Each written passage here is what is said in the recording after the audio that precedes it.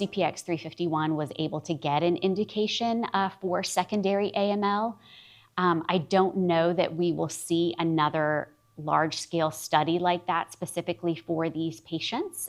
It would require getting upfront genomic data in order to identify that secondary AML signature. And I think you'd have to see a drug that had enough preclinical data in that subset before it would be taken forward. So I'm not sure that secondary AML would practically become a regulatory category unto itself. Philosophically, I would love to see that we could have much more tailored therapies for all of our different subtypes of leukemia.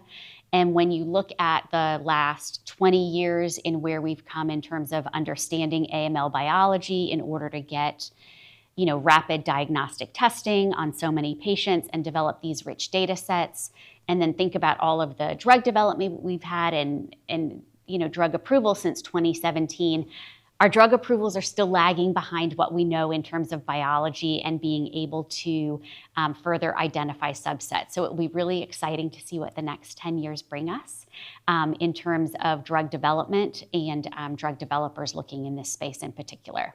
I think it's important that when we talk about secondary AML, that transplant is still a really key part of our treatment paradigm, and patients who are fit for transplant and have an appropriate donor should absolutely be considered for transplant.